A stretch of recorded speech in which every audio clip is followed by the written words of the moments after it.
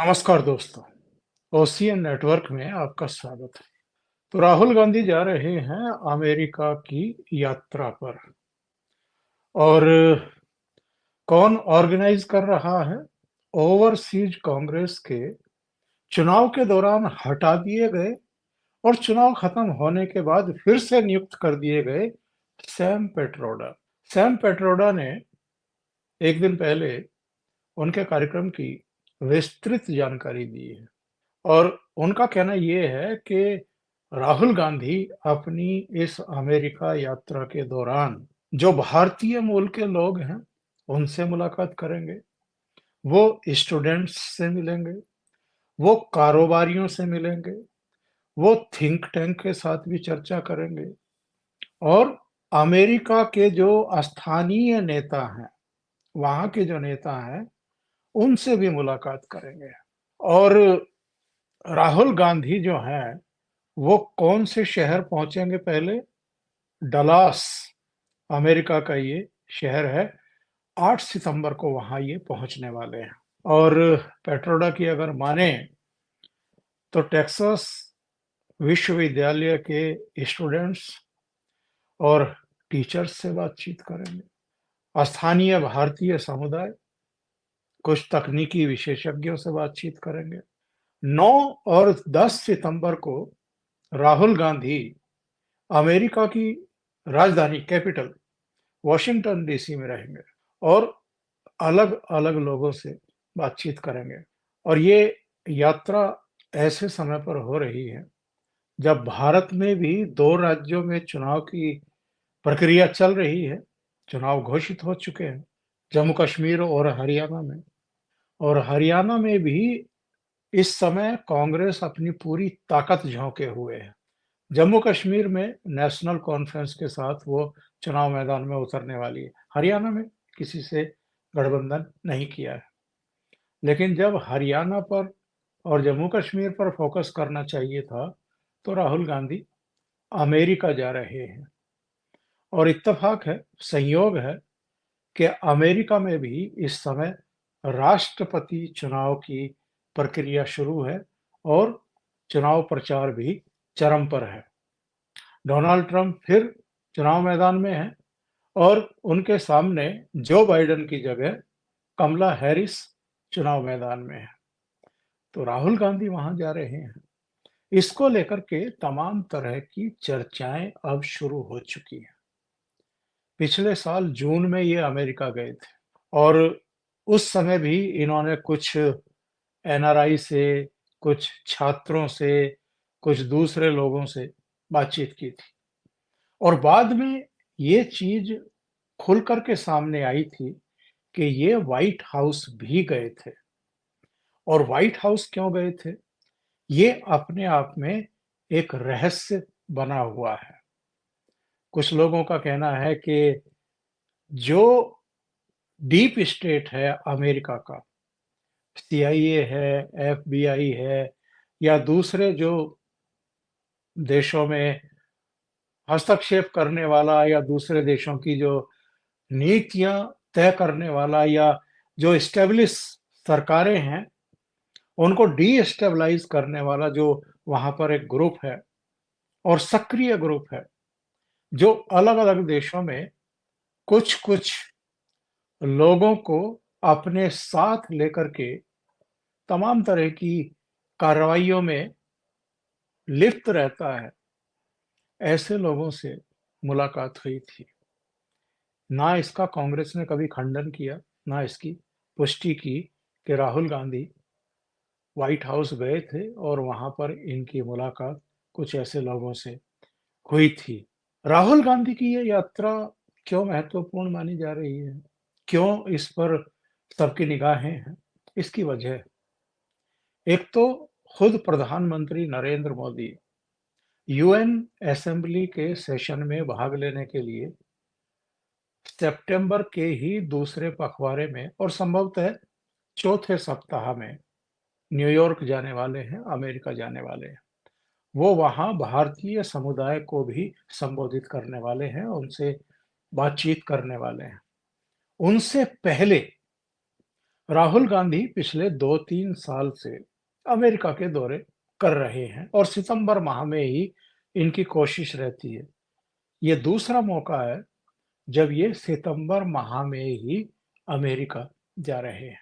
और कांग्रेस के जो अनौपचारिक बातचीत करने वाले हैं, उनका कहना ये होता है कि साहब, नरेंद्र मोदी अलग-अलग देशों में जब जाते हैं और भारतीयों को संबोधित करते हैं, तो ये शो करने की कोशिश करते हैं कि जैसे हिंदुस्तान में 2014 के पहले कुछ हुआ ही नहीं है। सब कुछ नरेंद्र मोदी के आने के बाद हुआ है और ये कांग्रेस की लीडरशिप को नागवार गुजरा है। इसलिए राहुल गांधी खास तौर से अमेरिका के जो टूर होते हैं प्रधानमंत्री नरेंद्र मोदी के, उससे पहले वहाँ जाने लगे हैं और भारतीय समुदाय के लोगों से भी बात करते हैं, कारोबारियों से भी बात करते हैं, वहाँ के थिंक टैंक से भी बात करते हैं। और जो ये खबर आई थी कि व्हाइट हाउस भी गए थे और कुछ डीप स्टेट के लोगों से मिले थे। ये डीप स्टेट क्या है? इधर इसका काफ़ी चर्चा हो रहा है, इसका नाम लिया जा रहा है। अमेरिका की खुफिया एजेंसियाँ और अमेरिका अलग-अलग देशों में जहां उसे लगता है कि हमारे मन मुताबिक कोई शासन प्रमुख एक्ट नहीं कर रहा है, वहां पर एनार्की की सिचुएशन क्रिएट करना, अराजकता की स्थितियां क्रिएट करना, जैसे अभी बांग्लादेश में उसने किया है। और ये पता कैसे लगा कि अमेरिका का ही ये सब किया धरा है, शेख हसीना की सरकार का तख्ता पलटना। इसका खुलासा खुद शेख हसीना ने ही किया। प्रधानमंत्री पद से इस्तीफा देना पड़ा, अपना देश छोड़ना पड़ा, भारत में आकर के शरण लेनी पड़ी। यहाँ एक एजेंसी के साथ शेख हसीना ने ये कहा कि सेंट मार्टिन्स आइसलैंड अपने सैन्य प्रयोग के लिए अमेरिका चाहता था, जो बांग्लादेश का एक द्वीप है। और शेख हसीना सरकार ने वो देने से अमेरिका को इनकार कर दिया था।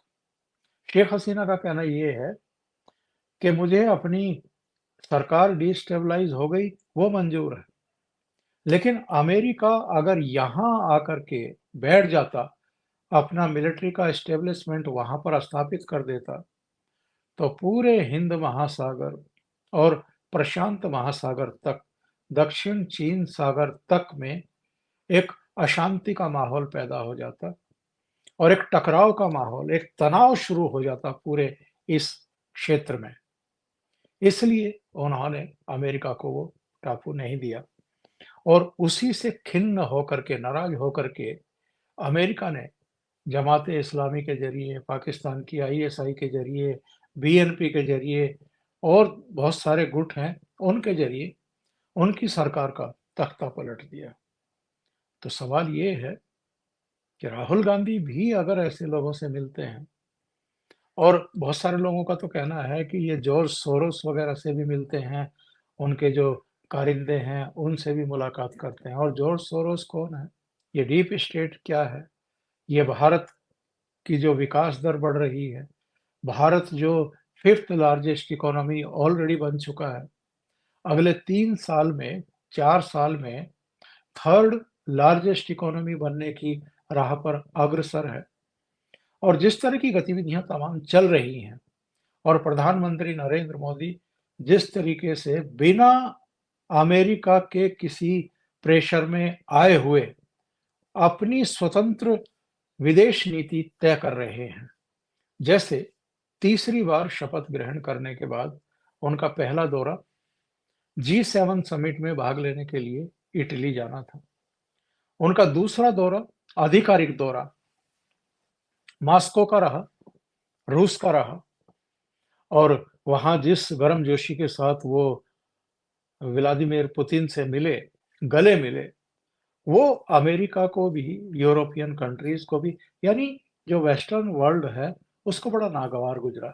जो रूस को, राष्ट्रपति पुतिन को पूरी दुनिया में ही अलग थलग करने पर आमादा है और भारत से भी ये चाहता है, अब भले ही पर्दे के पीछे से प्रेशर डालता रहा हो अमेरिका का पूरा जो एस्टेब्लिशमेंट है, जो शासन प्रशासन है, कि रूस से हम अपने संबंध सीमित करें। और ऐसे समय तो गर्मजोशी दिखाना, पुतिन से मिलना, उसे और भी नागवार गुजरा, जब ठीक उसी समय नाटो देशों की एक समिट अमेरिका में हो रही थी, वाशिंगटन डीसी में हो रही थी। तो उसे लगा कि ये तो नरेंद्र मोदी ने ऐसा काम कर दिया। उसके बाद प्रधानमंत्री मोदी 1 डेढ़ महीने के भीतर ही यूक्रेन की यात्रा पर चले गए। वहाँ भी उन्होंने राष्ट्रपति व्लादिमीर ज़ेलेंस्की को समझाया कि भई आप ये दूसरे देशों के भड़कावे में ना आएँ। क्यों अपने देश का आप सत्यानाश करने पर आमादा हैं?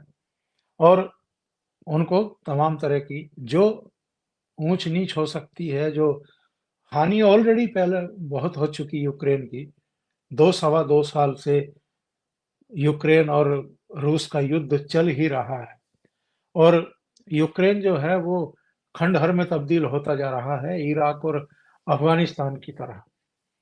तो प्रधानमंत्री मोदी का वहाँ जाना, उसको उनको समझाना और युद्ध विराम के लिए प्रयास करना, ये सब चीज़ें अमेरिका को क्यों पसंद आएँगी? क्योंकि अमेरिका तो चाहता ही नहीं है कि युद्ध खत्म हो, वो तो चाहता है कि युद्ध चलता रहे। वो यूक्रेन को हथियार और पैसे भेज रहा है, नाटो देश यूक्रेन को मदद कर रहे हैं। इनका कुल मिलाकर के प्रयास ये है कि रूस को कमज़ोर कर दो, युद्ध में उलझाए रख कर के और अलग-थलग भी कर दो। वो उसमें कितने कामयाब होंगे, नहीं होंगे, ये तो बाद की बात है। लेकिन इधर अमेरिका के कुछ डिप्लोमैट्स ने जिस तरीके से हमारे यहाँ अपनी कुछ गतिविधियाँ शुरू की हैं और इन चर्चाओं के बीच की है कि साहब बांग्लादेश में तो शेख हसीना सरकार को अराजकता पैदा करके डिस्टेबलाइज़ कर दिया, गिरा दिया। अब टारगेट नरेंद्र मोदी की सरकार है, क्योंकि पूरे पश्चिमी वर्ल्ड के तमाम षड्यंत्रों और प्रयासों के बावजूद वो तीसरी बार प्रधानमंत्री बनने में कामयाब हो गए हैं। तो ऐसे में इनके जो राजदूत हैं, इनके जो राजनयिक हैं, वो भारत के भीतर ऐसे लोगों से मिल रहे हैं, जो घोषित रूप से मोदी सरकार के विरोधी हैं। प्रधानमंत्री मोदी को नापसंद करते हैं। इनमें वो तथाकथित किसान आंदोलनकारी भी हैं। इनमें वो एक सीट वाले हैदराबाद के अपने असदुद्दीन ओवैसी भी हैं और जो अपना चुनाव हार गए लोकसभा का, उमर अब्दुल्ला भी हैं, जिनसे कश्मीर में जाकर के ये मिले हैं। और जिनके बल पर नरेंद्र मोदी की सरकार टिकी है, ऐसे चंद्रबाबू नायडू से भी जाकर के ये लोग मिले हैं, रेवंत रेड्डी से भी मिले हैं। तो इन सब गतिविधियों के बीच में राहुल गांधी की जो अमेरिका की यात्रा है, ये अपने आप में काफ़ी इंटरेस्टिंग है। इसलिए भी कि राहुल गांधी ने भी सारे घोड़े दौड़ाए हैं लोकसभा चुनाव में और वो तो घोषणाएँ करते घूम रहे थे कि मेरी बात नोट कर लो, नरेंद्र मोदी तीसरी बार प्रधानमंत्री नहीं बनेंगे और वो बन गए।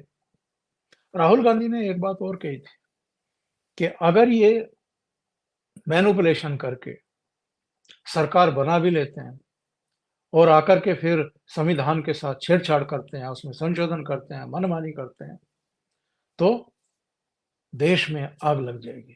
तो ऐसे में जो राहुल गांधी की संदिग्ध गतिविधियाँ हैं, विदेश यात्राएँ हैं, रहस्यमयी विदेश यात्राएँ हैं और अभी बांग्लादेश के एक जाने-माने पत्रकार सलाउद्दीन शोएब चौधरी ने इनके निजी जीवन के बारे में कि कोलंबिया की कोई इनकी एक पत्नी भी है, जिससे विधिवत शादी नहीं हुई है।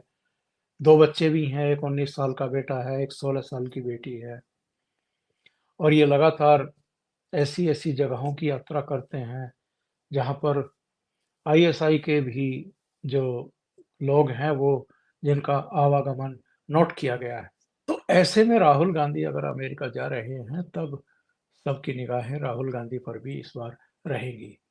और चूंकि सितंबर के अंत में खुद नरेंद्र मोदी भी जा रहे हैं, उनसे पहले अमेरिका की यात्रा करना, कारोबारियों से मुलाकात करना, छात्रों से मिलना, थिंक टैंक से मिलना, वहां के लोकल लीडर्स से मिलना, भारतीयों से मिलना, ये सब डेलिबरेटली इनकी एक मुहिम की तरह नोट की जा रही है।